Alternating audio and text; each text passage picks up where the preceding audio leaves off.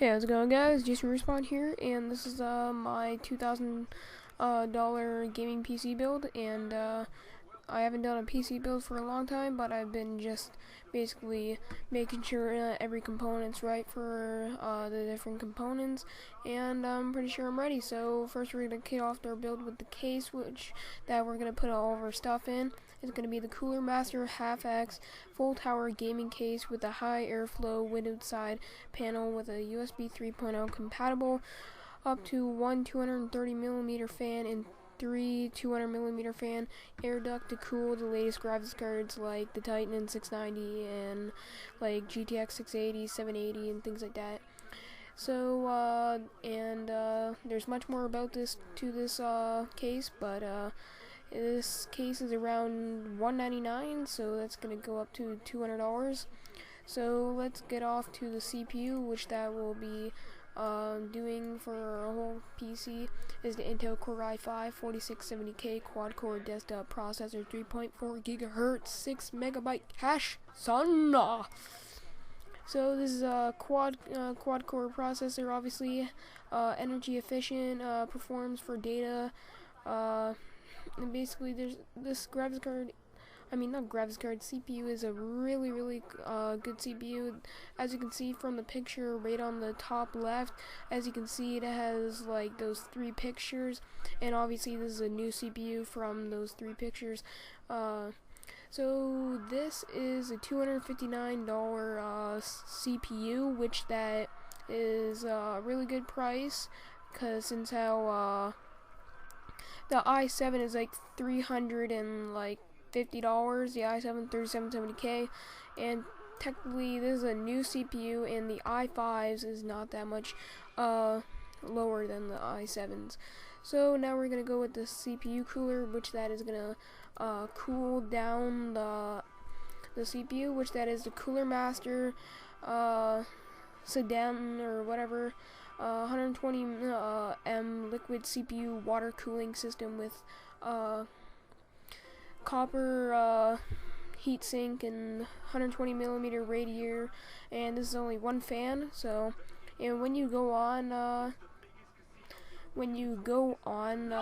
link that I show you guys, and there's going to be a whole bunch of, I think there's going to be a couple CPU coolers you can pick from, but I'm only for sure this one's going to work with the CPU. So this is a compact 120mm radiator, fits in any computer case entirely or internally. It works with Intel and AMD processors and much more.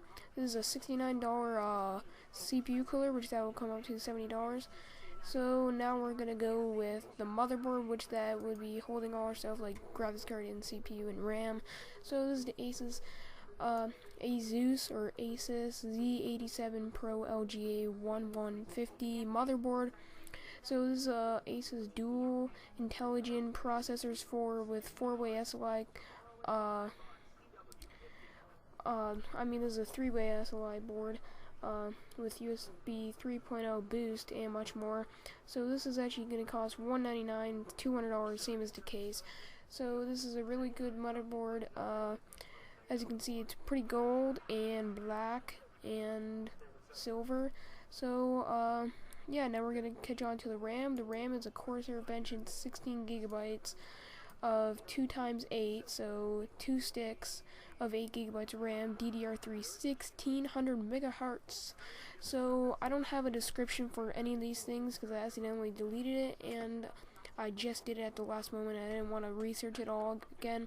So basically, this is actually this Corsair Vengeance is the highest rated RAM ever, and basically they actually made Corsair Dominator the one of the first RAM to actually have a fan in it, which that is really sick. I don't know if any other kind of RAM has a fan in it, a personally owned fan in the RAM, but the Corsair Dominator actually has a fan in it, and which that is very expensive RAM. I'm pretty sure it costs like $600-700 to just get 32 gigabytes of RAM, and for 64 gigabytes of RAM, I'm pretty sure it's like a grand, and that's pretty expensive. So now we're just going to go on to the GPU, which that will be performing all of our gaming needs. So this is the EVGA GeForce GTX 680 Signature 2.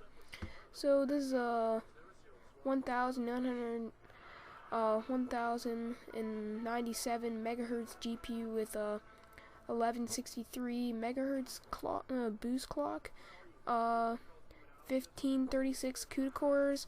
This is a 2 gigabyte video card, DDR5 62.8 megahertz effective. And this is much more about this graphics card. It has 2 fans, as you can see right on top, and it has a nice black and white aluminum color to it, and it has 2 DVIs, 1 HDMI, and 1 DisplayPort as the original graphics cards. Instead of the 690, the 690 has 3 DVIs and 1 display. So it'll be much more better if it had an HDMI, but whatever. And this is actually a 680. If you guys actually watch Freddy W on Node actually has these graphics cards for all their playing games. But this is the Signature 2 edition. They have the regular 680. This is a Signature 2 edition, so this would be a little bit more performance. So whatever games they actually play on their PC, you can actually run them with it. So yeah. So let's go to the power that's actually going to power all this. I wanted to make sure we add an extra power to this, so we went with a Corsair CX750 Builder Series ATX 80 Plus Bronze certified power supply. This has universal AC input from 90 to 264 V, over voltage and over power. So this is just a great power supply. You probably only need around like 550 watts for the GPU and everything in it. So basically I just wanted to go with an extra power, because if you guys go on YouTube or you just want to make videos and you connect like a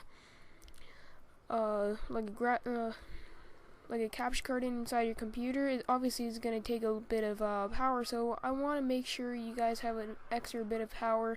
I don't like computers when they only have like 40 watts of extra power, and just in case if you add like a USB stick or lots of USB sticks and hard drives and all that, it'll take up all that power. So I don't like that when it does that. So now we're just going to go with the hard drive. The hard drive is, which that will be putting all our games, media, music, things, etc., etc. So basically, the hard drive is a Western Digital Caviar Black 2 terabyte SATA 3, 72 RPM, 64 megabyte cache. So this is a desktop hard drive, internal, so that actually goes inside your computer. 72 RPM, one of the fastest, I think that's the fastest RPM that you can get on a hard drive. But this is a 2 terabyte capacity, holds up to 400,000 digital photos, 500,000 MP3 files, and over 240 hours of HD video footage. So that's actually pretty a lot. So if you guys want to get a 4 terabyte or something like that, or like a 1 terabyte, 2 terabyte, or whatever, this one, the link will let you choose different kind of like storage hard drives if you want a bigger hard drive than this. But this is actually going to be $269, and which is at $270. But also I forgot to actually say the prices on most of the products, but I'm pretty sure you guys can read them from the price on the screen. So this is a really cool SSD, which that this is a different one, since all I've been doing is Samsung SSDs. So this is a really cool SSD, which that is a Corsair 4 Series GS Red 128 gigabyte 2.5-inch SSD, which that is solid state drive. This is a bracket included. This is really cool. Much more onto this SSD. $145, which that is a good price for an SSD.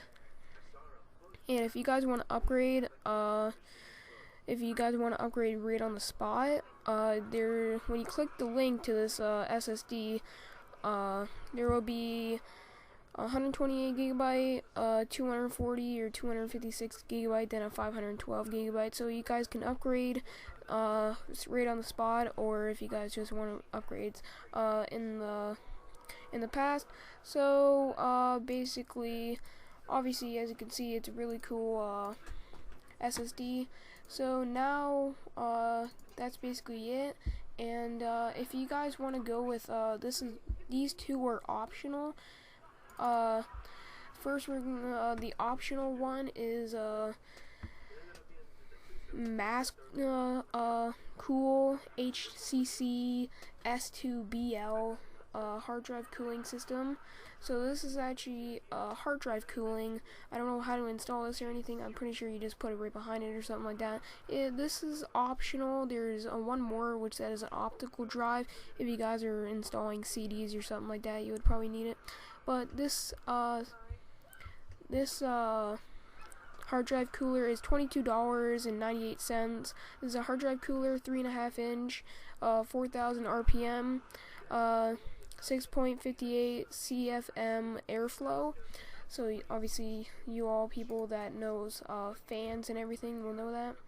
So the other optional product that we have here is the optical drive, which that if you guys are gonna install CDs and like if you guys for like graphics cards and things like that install like the driver software, I'm pretty sure they have them on their websites and things like that. But if you guys want to go with that, then get a optical drive. So basically this would be $25.44. So basically the total price of all of this, even with the optional, would be $1,979.33. But without the optional would be $1,930.91. So if you guys were gonna go with that, I'm pretty sure you just leave out the hard drive fan. No one really gets hard drive fans, but I thought it was just optional for you guys if you guys want to get a hard drive fan. If you guys do a lot of importing and things like that, and the hard drive will get really hot. So thanks for watching, guys. Hope you enjoyed this PC build from me. If you guys want to go check out any of my other PC builds, they will be down in the description below and on screen. So thanks for watching, guys. Hope you enjoyed, and thanks for watching, and see you in my next video, and sit back and relax and watch my next video or any previous videos, and peace. Yeah.